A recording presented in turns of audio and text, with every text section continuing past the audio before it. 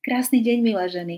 Zdá sa, že leto sa už pre tento rok definitívne skončilo, no vyzerá to tak, ale ja ešte stále verím, že príde babie leto a hodí našim endorfínom také záchranné koleso a my ešte aspoň chvíľku budeme môcť fungovať v takom letnejšom móde a že si ešte užijeme aspoň aké také teplejšie dni. Avšak či to babie leto príde alebo nepríde, pre našu pleť je toto obdobie definitívny koniec leta a to je vlastne čas, keď potrebuje inú starostlivosť, akú sme jej dávali v lete alebo poskytovali v lete. Takže ja vás pekne vítam ešte raz, milé dámy. Pohodlne sa usaďte, pripravte si nejaký čajík možno a započúvajte sa do môjho webinára, v ktorom vám budem dnes rozprávať o tom, čo potrebuje pleť na jeseň alebo aké zmeny spraviť v starostlivosti o pleť. Tak, vítajte. Leto a jeseň sú pre pleť dva odlišné svety a preto musíme myslieť na to, že starostlivosť o pleť v lete a na jeseň by mala byť rozdielna. Prečo je to tak? V lete sa staráme o našu pleť hlavne tým, že dbáme na to, aby aby pleť mala dostatočnú hydratáciu a aby mala dostatočnú ochranu pred UV žiarením. Na jeseň takisto sa dbáme na to, aby naša pleť bola dostatočne hydratovaná, aby taktiež ju chránime pred UV žiarením, ale už možno iným spôsobom, ako to robievame v lete. No a pridávame regeneráciu, opravu poškodeného a posilnenie pleti. Staráme sa alebo myslíme na to, aby naša pleť bola posilnená a pripravená na zimu.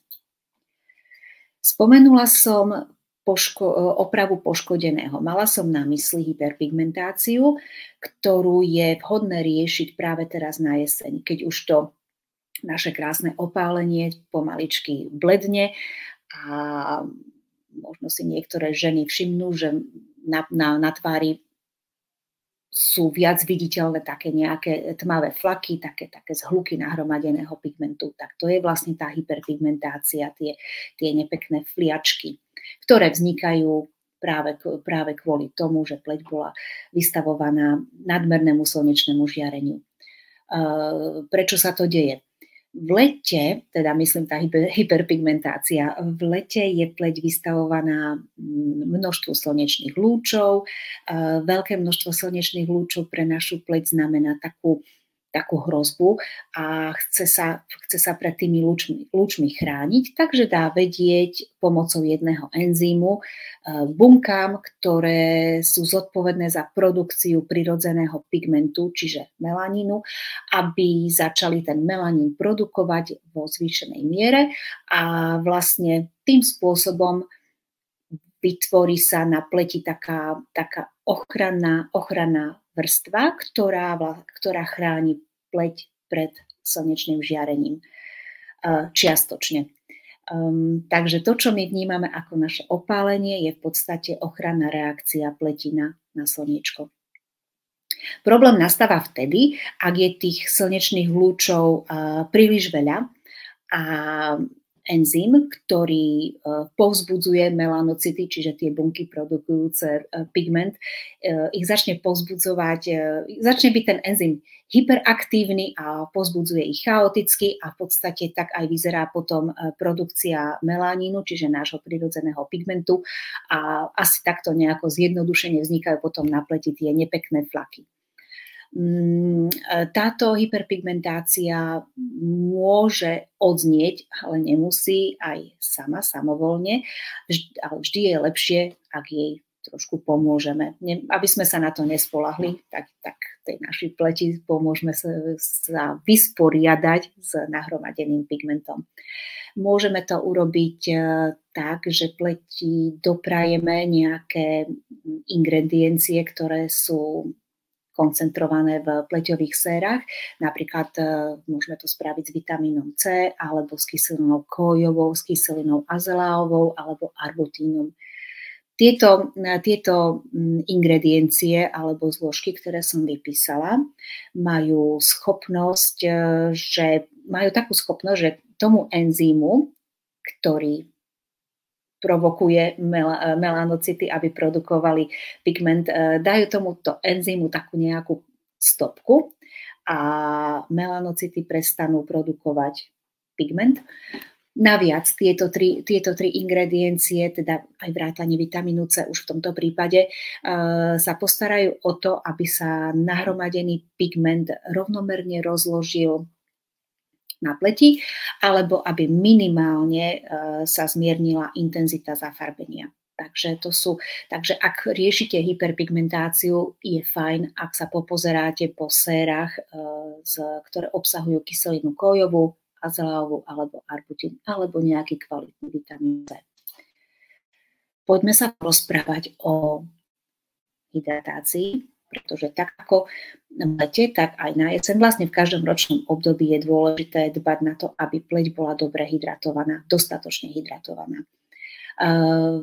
V lete hydratujeme pleť pomocou hydratačných ľahkých krémov, alebo fluidov, alebo gélov, alebo nejakých lotion, čiže pomocou hydratačných krémov, moisturizérov.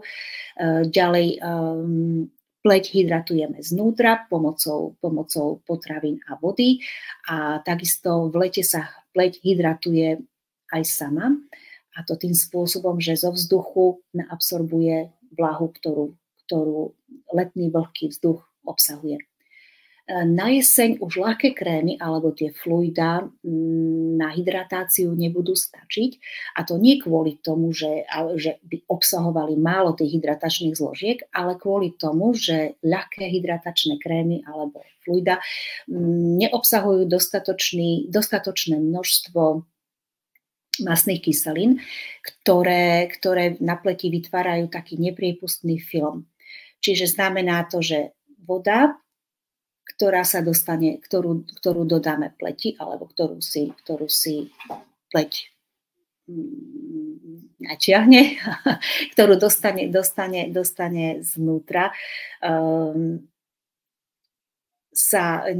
nebude mať šancu sa vďaka tomu súvislému filmu vypariť a ostane v pleti. Možno vás teraz napadlo, prečo je to iné ako v lete. Áno, voda, teda tá vlaha z pleti sa vyparuje presne tým istým spôsobom aj v lete, aj na jeseň. Ale v lete, keď sa voda vyparí z pleti, pleť je schopná ju takmer okamžite nahradiť absorpciou vlahy zo vzduchu. Na jeseň už vzduch býva menej vlhký, takže tej vlahy je tam menej a plus naviac sa na jeseň a v zime viac pohybujeme v uzavretých miestnostiach a tam je ten vzduch už definitívne suchší.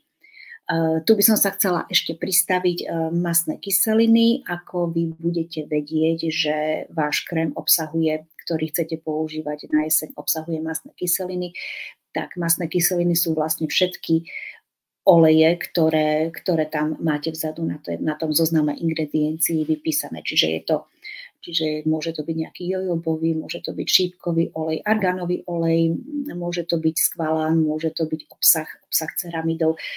Jednoducho spoznáte to takto. Tieto ingrediencie, ktoré som momentálne práve spomenula, sa postarajú o to, aby sa tá vlaha nedostala von z pleti a zároveň sa postarajú o to, aby pleť bola posilnená, aby bola odolnejšia, aby bola vlastne pripravená na zimné obdobie. Povedala som vám vlastne o poškodeniach pleti, ktoré vidíme voľným okom, čiže vlastne tú hyperpigmentáciu vidíme voľným okom a taktiež voľným okom zaregistrujeme, že naša pleť je taká nejaká suchšia alebo je bez života, že potrebuje trošku viacej hydratáciu alebo že potrebuje posilniť. Toto vidíme voľným okom. Avšak po lete máme poškodenia pleti, o ktorých hneď nemusíme vedieť. A jedným takým poškodením je vlastne fotostarnutie, ktoré spôsobujú voľné radikály a oslabujú bunky v našom tele. Voľné radikály môžu oslabovať a poškodzovať akékoľvek naše bunky, ale ja som si vybrala práve príklad oslabenia a poškodenia buniek, ktoré vytvárajú kolagénové vlákna alebo elastín. Keď sú bunky poškodené tými voľnými radikálmi, tak pokožka pomaly stráca pevnosť, pružnosť, objavujú sa vrásky, ochabnutie pleti a všetko, čo je s tým spojené, s tými, keď ten kolagén nie je takýto pevný. A poviem vám aspoň skrátke, ako to približne vzniká. Voľné radikály sa dostanú pod pokožku, tam napadnú naše molekuly, ktoré sú v bunkách a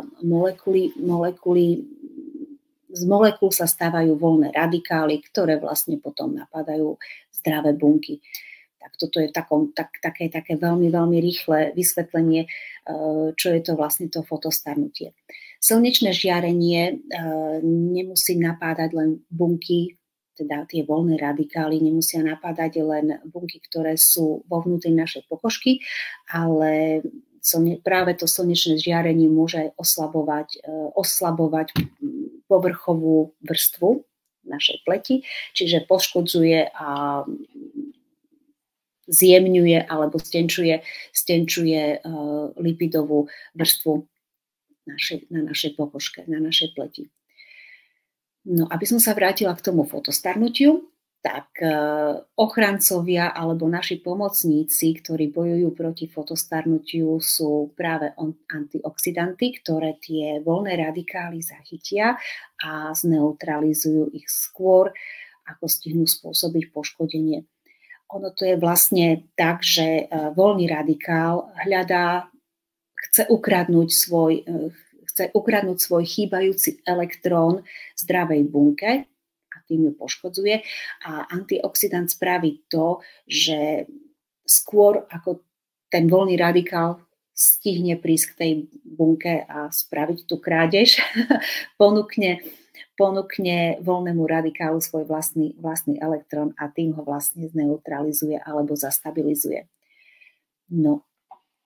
A čo sa týka zase toho druhého poškodenia, keď vlastne naša bariéra, povrchová bariéra kože sa stáva slabšou, tak vlastne tuto funguje tak, že jej pomôžeme práve už pomocou spomínaných ingrediencií, ako sú mastné kyseliny, cholesterol, ceramidy a tak ďalej.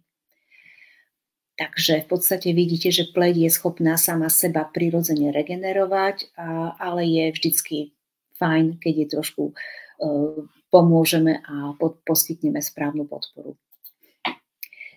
Takže pleti, aby tú správnu podporu dostala, je dobré, ak doprajeme pleti hlavne tie antioxidanty, ktoré sa okrem iného starajú aj o neutralizáciu voľných radikálov.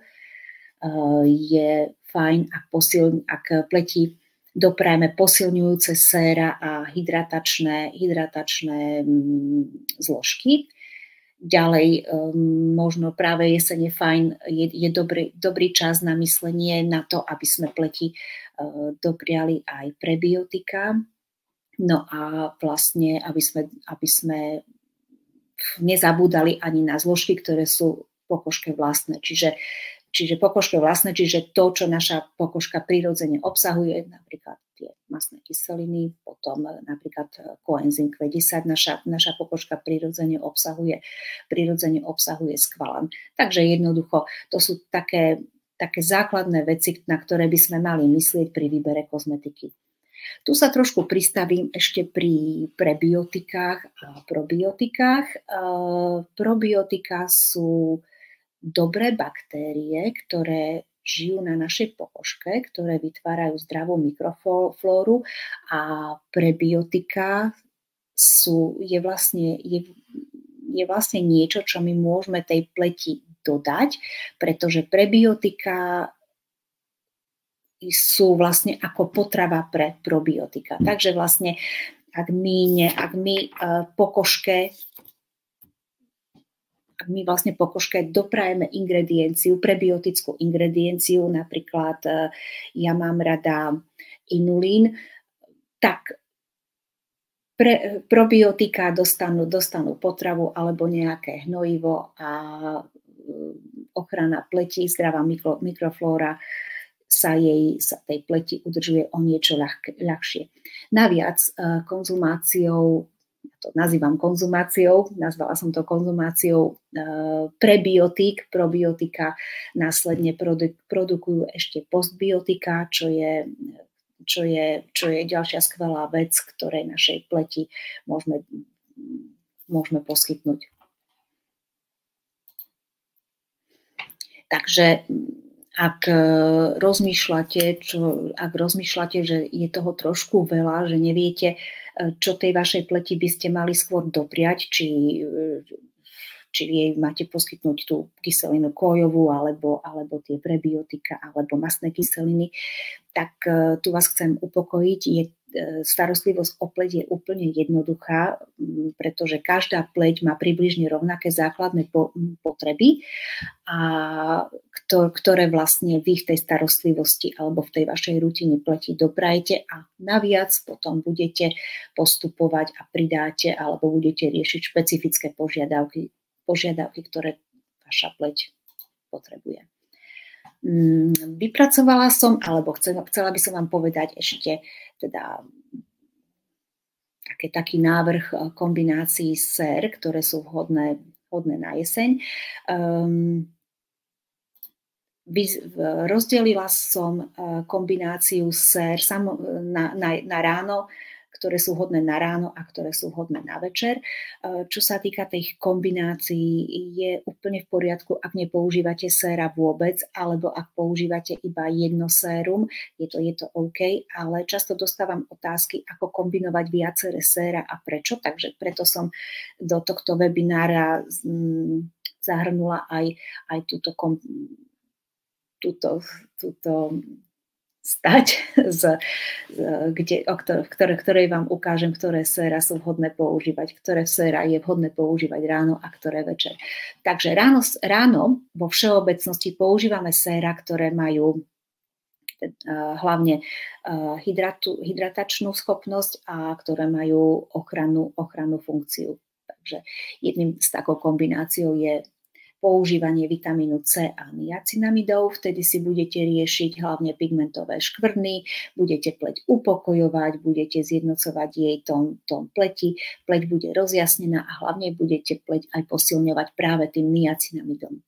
Niacinamid je vitamín B3, takže môžete sa stretnúť aj s týmto názvom. Ak máte pocit, že vaša pleť je mimoriadne dehydratovaná alebo že potrebuje sa tak nejako napiť, tak vtedy zvoľte kyselinu hyaluronovú, ktorú skombinujete so skvalanom.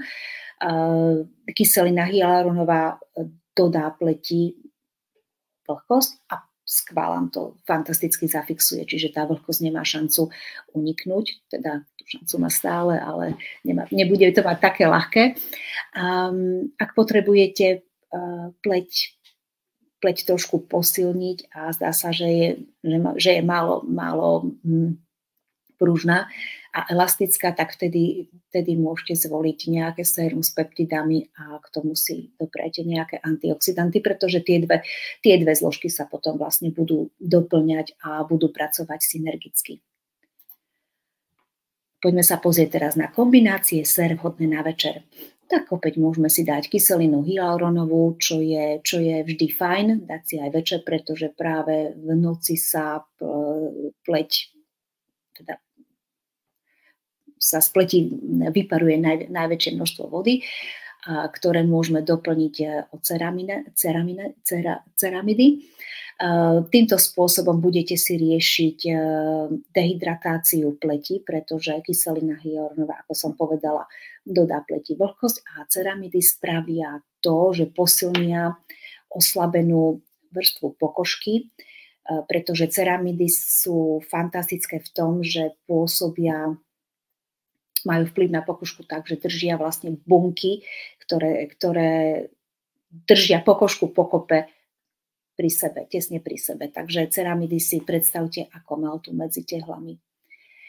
Potom som vybrala ako príklad resveratrol a peptidy, čím vlastne pokožku ochránite a zregenerujete a podporujete podporíte jej pevnosť a pružnosť. Resveratrol je v podstate antioxidant, ale napriek tomu, že je to antioxidant, ktoré doporučovala som používať ráno, resveratrol je odporúčaný hlavne na večer, pretože okrem boju proti voľným radikálom má fantastické regeneračné vlastnosti. Takže preto je tento antioxidant zvolený na večer. No a potom, ak potrebujete podporiť riešenie hyperpigmentácie alebo upokojiť nejaký zápal, alebo potrebujete mať tvorbu mazu pod kontrolou, tak vtedy si zvolte séra s kyselinou azealovou a s niacinamidom. Vlastne tieto dve ingrediencie sa navzájom krásne podporujú a budete môcť s nimi dosiahnuť fantastické výsledky. Tých kombinácií sér je samozrejme veľké množstvo, dajú sa krásne skombinovať, ale na tento webinár som vybrala práve tieto. Aby ste vedeli, ako si vybrať kombinácie sér, takže ktoré séra robia. Tak hydratovať pleť potrebujeme v každom prípade bez ohľadu na typ pleti, bez ohľadu na ročné obdobie. Potrebujete zohľadniť stav pleti. Ako to myslím? Tak myslím to tak, že nebudete sa snažiť vyriešiť všetky problémy pleti naraz, ale vždy vyriešite najprv to, čo je najdôležitejšie a potom sa začnete starať o riešenie niečoho ďalšieho. Takže ak vidíte, že vaša pleť je začervenaná, suchá a zároveň je málo pevná, tak najskôr vyriešite jej dehydratáciu a suchosť, potom sa pustíte do začervenaní a potom budete pleť posilňovať. Tak do jednej rutiny zaraďte si 2, maximálne 3 séra. Nekombinujte príliš veľa exfoliačných zložiek s dráždivými zložkami v ostatných produktoch. Čiže to znamená, na jeseň je vhodný čas myslieť na exfoliáciu, čiže na peeling. A týmto, čo som tu napísala, aby ste nekombinovali príliš silné exfoliačné zložky s dráždivými zložkami, myslela som to tak, že ak si napríklad ráno doprajete pleti exfoliáciu pomocou AHA kyselín, tak bolo by dosť nerozumné, ak by ste následne si na plete dali masku s obsahom napríklad enzymu papáje. Pretože aj tá má také dráždivé enzym papáje alebo ananásu má dráždivé. Je taká dráždivá zložka, ktorá má, ani nedráždivá, ale je to zložka, ktorá má mierny exfoliačný účinok. Tak ideálne je, ak máte možnosť používať na ráno tie ochranné a hydratujúce séra a na večer ochranné, upokojujúce a regeneračné. No a dôležité je samozrejme počúvať svoju pleť. Tak to je vlastne to, čo som vravela na začiatku, že jednoducho musíte sa rozhodnúť, že ako chcete pomôcť pleti a v akom postupe, prepáčte.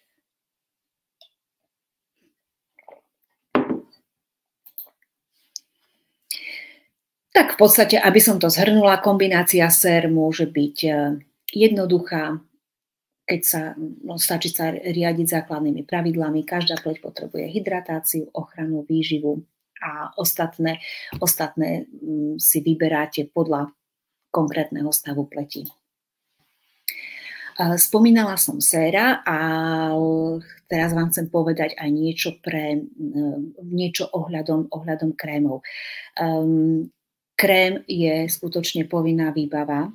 Krém je niečo, čo naozaj musíte mať. Tie séra je taký doplnok, sérum je niečo naviac, ale krém je to, čo vaša pleť naozaj potrebuje.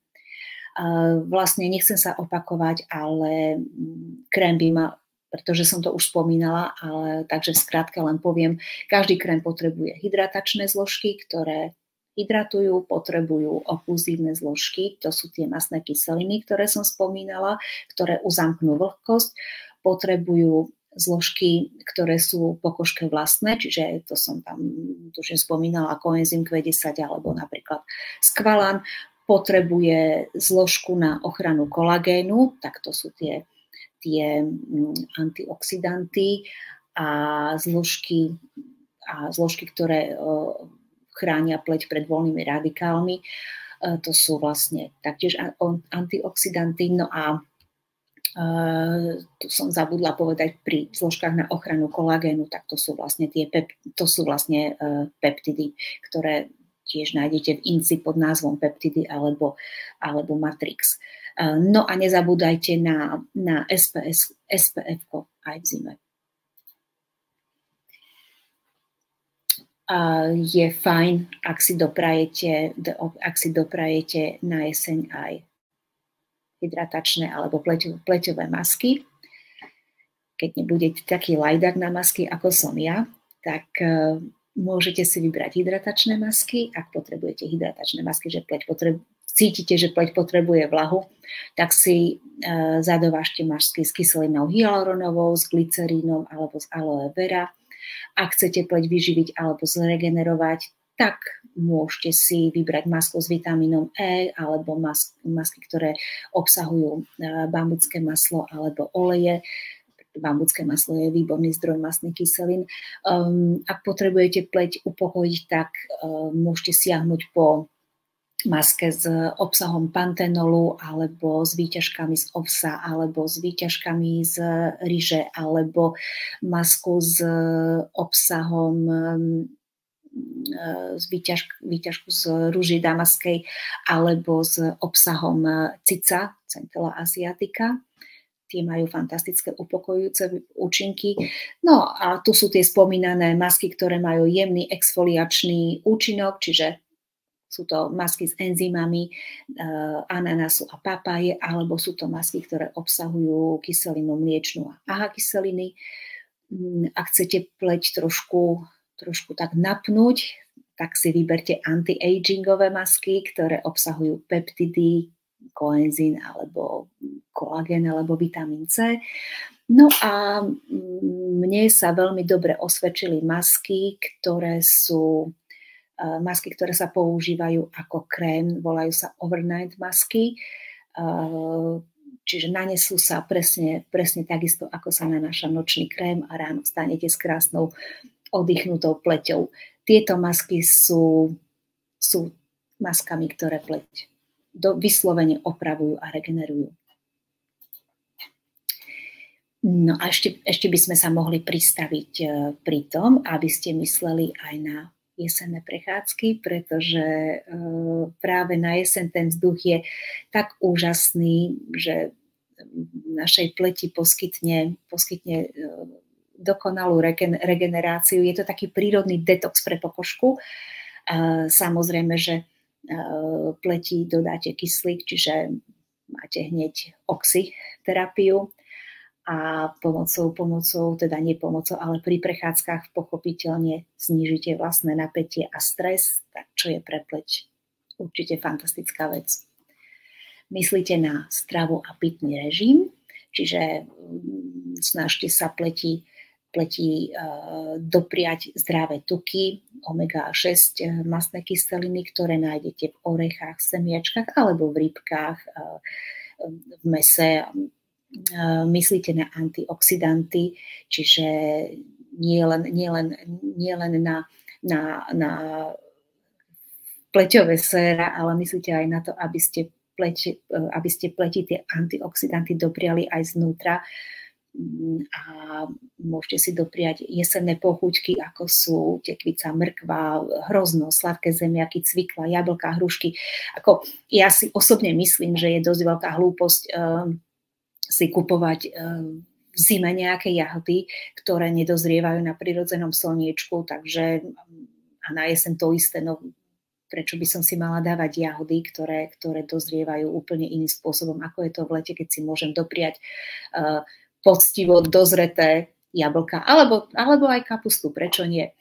No a stále platí, že aj keď už v lete necítime taký smäd, stále sa snažíme vypiť to naše množstvo vody, ktoré vyhovuje nášmu organizmu.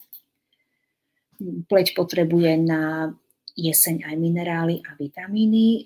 Tie si môžeme, ak nemáme možnosť, alebo ak si myslíme, že minerály a vitamíny nepríjmame dostatočne pomocou stravy, tak siahneme na nejaký čas po vitamínových a minerálnych doplnkoch.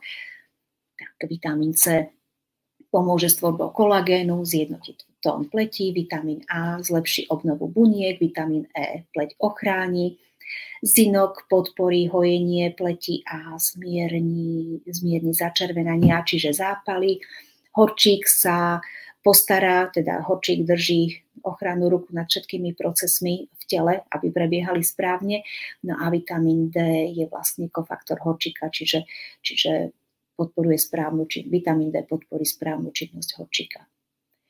Takže určite je toho ešte viac, ale myslím si, že pre tento webinár tento základ úplne stačí. Tak, a to je vlastne, myslím si, že aj všetko. Ďakujem vám za pozornosť a ak by ste chceli vedieť viac o tom, ako funguje kozmetika, ako si správne nastaviť nejakú tú rutinu a potrebujete s tým pomôcť, tak som tu pre vás. Ponúkam individuálne konzultácie. Individuálna konzultácia, kde vám pomôžem nastaviť dennú a nočnú rutinu, funguje asi tak, že ja sa s vami porozprávam a opýtam sa vás, čo si myslíte, akú máte pleť.